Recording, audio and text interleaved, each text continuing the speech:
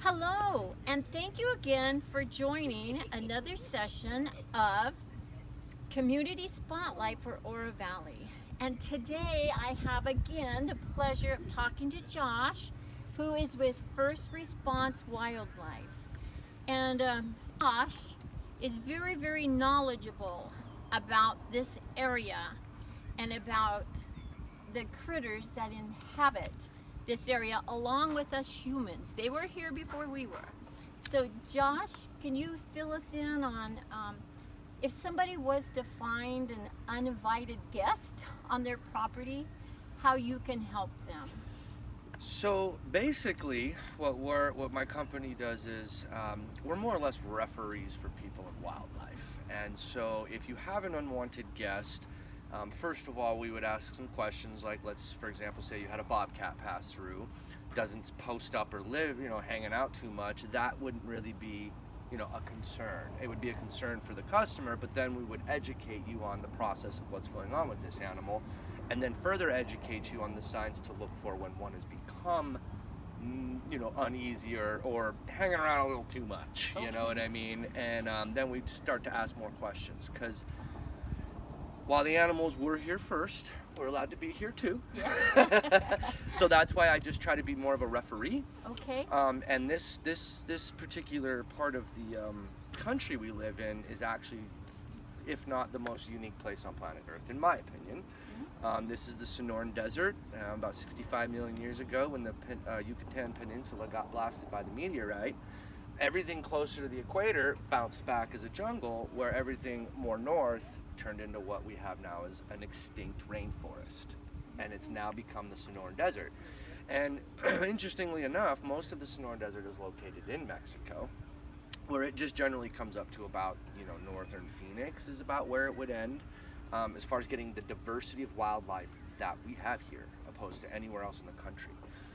We have as much indigenous wildlife as the Peruvian and Amazonian jungle due to this being an extinct rainforest. And that's why we have such a diversity of wildlife here in the Sonoran Desert. And that's why it's really important, I think, to educate people and to remove animals that only need to be removed. There are guys out there that will tell you everything needs to be removed. You don't want it in your backyard, but it's like, okay, well, what's going to happen in 6 months? Because as soon as I remove an animal, one will replace that animal. Now, whether the new animal is going to display the same type of behavior as the one we took away, we won't know. Okay.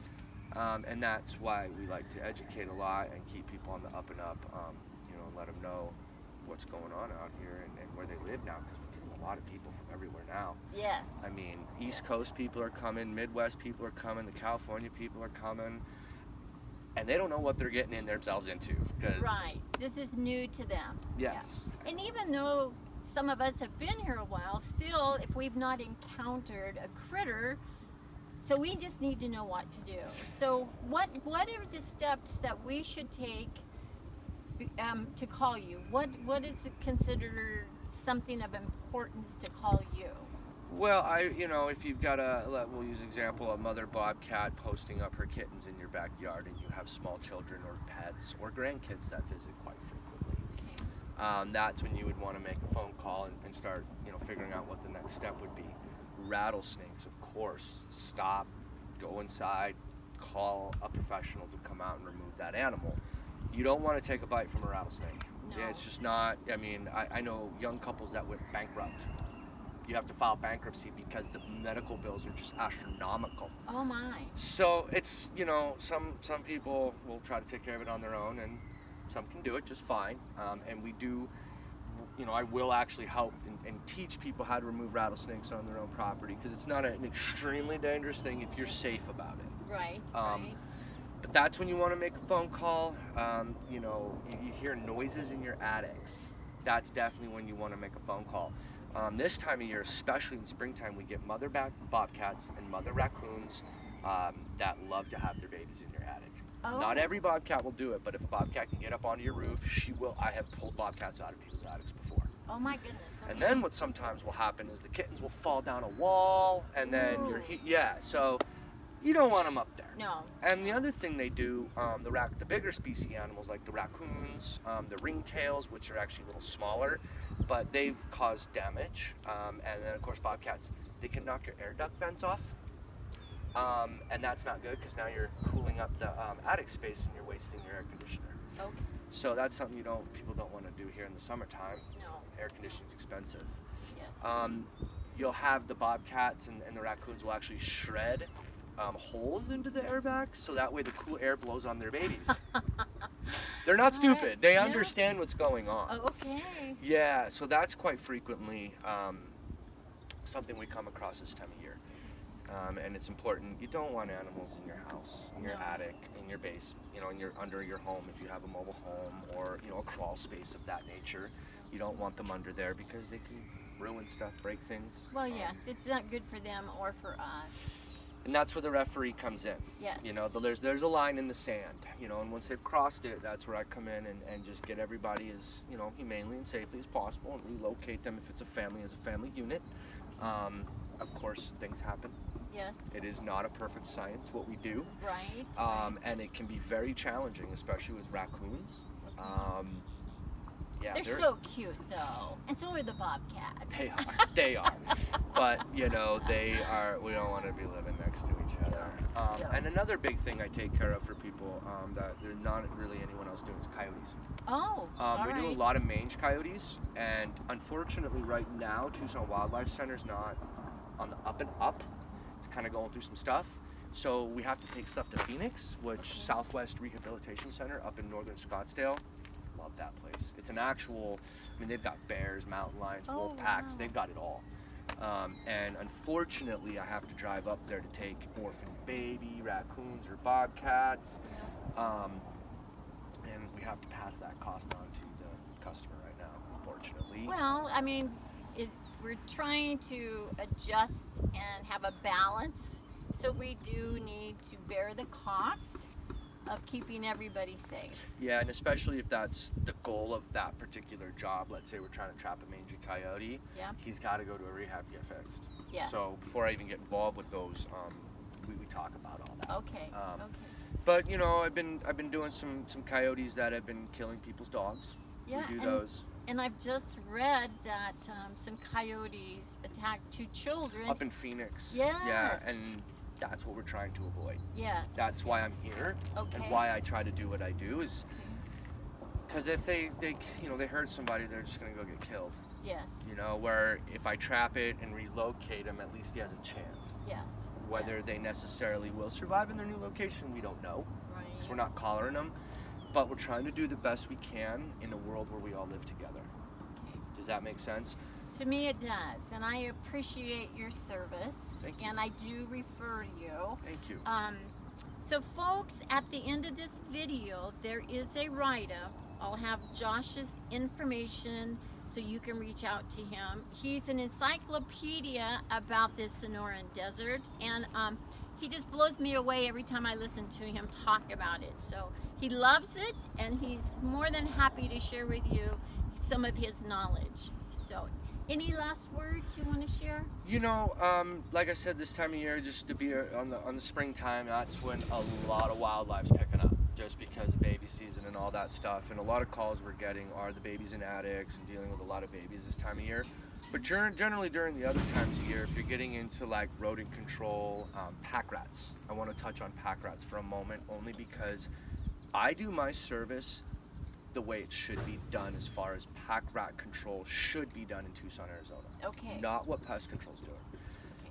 They seem to have it a little bit backwards, and it's not that it's their fault, Right. because I've been to the schooling and it's just, there's so many other ways to do things. Okay. And the way I approach it is, we don't get into monthly services. We don't get into all that stuff. Generally, we can take care of a problem and take care of it. Okay. Then if there's situations that come up, like in an attic space, usually you can solve those problems if you seal all the holes up properly, correct? So if you get into, backyard stuff, we go out, take a look around and say, okay, we've cleared out all the rats now, everybody's gone. The moment you see new ones coming up, we want to get on it immediately. Okay. Keeps the service calls back down to a minimum, Okay. And then you're live trapping them, getting them out of there. You're not putting poison out. Oh, good. Yes. There's no poison. Because other things eat the rats, Yes. and then they get poisoned. Yes, and I will stand up for pest control. Their industry is stepping up their poison game as far as trying to control it. Okay. But it's just poison in general. You know, if you're gonna take life, let's snap trap humanely, take it immediately. Yes. Yes. Why make things suffer? Yeah. And being an animal lover, even a rat and a mouse, which deserves to be here, they do serve their purpose in this world. And Yes. so that's why it's like we need to keep other birds safe, other animals safe. Yes. We take the bodies, if we do snap trap to kill them or whatever reasoning we have to, and we take them out and we get rid of them.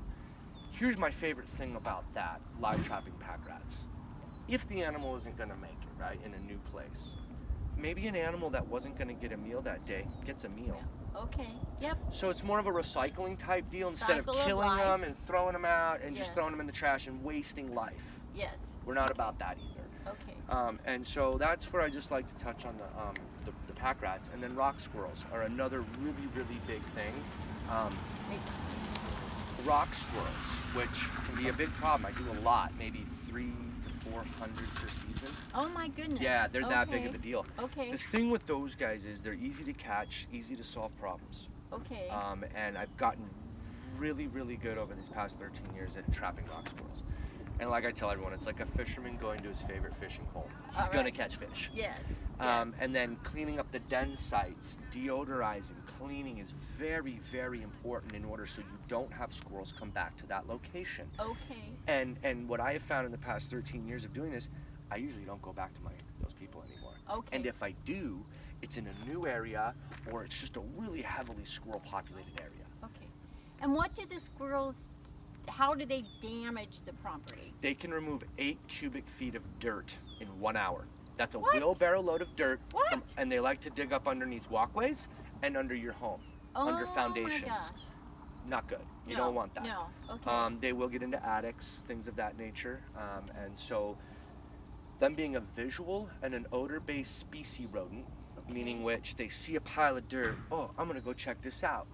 So if you catch a squirrel and you catch them all and you get rid of them and you just put the dirt back and leave a mound and call it good, you're gonna get squirrels. That is a guarantee I have Oh, for you. okay. So they smell the scent of their They're fellow. friends. Yes. There you go. So what you gotta do is, and I've learned this throughout the years, is you gotta remove the whole pile of dirt. Oh my goodness. And wherever you gotta take it. So Yeah. I've literally taken 15 wheelbarrow loads of dirt from a person's front yard. That all that dirt came from underneath their home. 15 wheelbarrow loads is my biggest one to date. Oh my gosh. And I have not been back to that house since. Well, good. You know all what I right. mean? And that was 3 years ago. So it's really important to get rid of the visual Yes. and then the odor. Now here's the Okay. kicker. Rock squirrels, they get the only species I give a 2-week warranty, and here's why. The male can have 3 to 4 girlfriends in one area. Oh. He's a busy okay. dude. Busy, He's a busy dude. Okay. So if I'm trapping a mother and her, let's say 4 to 6 babies that they always have, Yes. and I never catch dad, Dad. I know he's at another den site, and even if I do all my work, he knew that hole was there, Yes. and he will dig that hole right back up. Oh my gosh. So, and he's not going to show up after 2 weeks. Yeah. You know what I mean? He's just Yeah. not. If he doesn't show up within the 2-week period, I know I'm good. Okay. He either got eaten or just something happened. All right. So, and then if he does dig it up, I come out for a free trip. Well, that is a cool story. I hadn't a clue how much they did. It's Whoa. they have feet this big. Oh, really? And they have That dirt is so hard, and we take pickaxes Yes. to dig it, and they're just like, I don't know. Oh my gosh. I don't know. right. You know, but they're very prolific little diggers. And the nice thing about them is they just dig a den. So that's why I can do the spray, Uh-huh. put it all back, and then I'll drown the area in the spray. And it's just a deodorizer. Okay. It's not a poison. It's Oh, not even a good. chemical. It's hydrogen peroxide. Okay. basically. Okay. And it's a chemical that veterinarians can use to clean countertops after Yes. doing surgical stuff to kill Yep. bacteria. And that's the other great thing about it is it kills bacteria that the animals had on them. Okay. So I neutralize bacteria in your backyard as well where that den site was. So that way if your little kid goes out there and starts digging or something, he's not going to be It's safe. Yeah, it's safe. Very, very Good. safe. And so that's another thing that I really like to touch on because they're a big Okay. deal. Yes. As far as our rodent species go. And far as like for a realtor, once I see that type of stuff, that would help me I do talk to my people about. Yeah, and I do a lot of stuff for some of the, I have in the past done a lot of work for realtors, like you're trying to Okay. sell a house and then the guy Yes. calls, he's like, dude, there's this giant mound of dirt, like I don't know what it is, and there's a softball hole. I'm like, you got rock squirrels. I already know, like I don't Right. even have to necessarily go do inspections or estimates. Like I pretty much sell my don't sell my service, but I educate my service over the phone, Hmm. letting you make a decision whether you need me or not. Okay. Because that's really what wildlife is. Yes. And even pack rats in all of this, you know. And the big thing is keeping stuff clean. You don't want rats, you don't want mice. Try to just keep your yards clean. Yep. And the biggest thing is all your snakes are attracted to those rodents. Yes. And the bigger thing are the birds, like your owls, are attracted to those rodents. And if you got a little chihuahua, and he's out going potty at night, Yes. you don't hear an owl. They are silent flyers. Every other bird species on Earth, when they flap, they create sound. Yes. The owls do not. You don't even know it's coming. Wow. And before you know it, your dog's gone. Yes. Because they can pick up to like 15-pound animals. Oh my goodness. A great horned owl. Wow. And then, of course, our coyotes and our bobcats like to take dogs. Yes. So those are all things, and the hawks.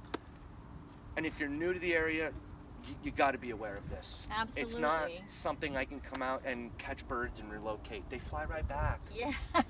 And they're federally protected. Yes. So a lot of education, a lot of things going along, and people just need to be very wary, you know, of the animals we have here. And you know, it's not fun to not, you know, let your dog run around the backyard or things of that nature, but, you know, be out there. Yeah, exactly. So it's education. So again, we will have more information. Get a hold of Josh. He definitely knows all the answers that you question, the answers to your questions. And even if you just have questions, I'm not the guy that's like, oh, I need to charge you for consultations. Like, part of my job is educating the public. It's a huge part of my job, and an education I believe should be free. Well, that is so So- nice of you. So if you have questions, I don't mind answering them. I'm not Okay. going to get into long, involved stuff and then teach you how to do the job over the phone. Like, I'm not going to do that. But I will definitely spend some time with you on the phone and make you feel better if you are nervous about an animal because, you know, you're new here, whatever. We want you to feel safe, and we want the animals to be safe. Absolutely. So that's my objective anyway. Awesome. So thank you again You're for very taking welcome. your time this morning to talk with us, and hopefully we'll keep that balance going with nature and us humans. Well, and the thing is the license I have, there's only 3 companies in Tucson. Oh wow. Yeah. All right. There's myself, the company I had to work for in order to get my accreditation to be Right. licensed through Game and Fish, which is a federal license. And Okay. I am the first person who's ever done it in Tucson. Wow. Well, That left a company and started his own business. Okay. So I take it very serious, this job and the animals and helping people and all of that stuff. with the 2 times that I have met you, I totally agree. So Thank you. thank you. You're very welcome.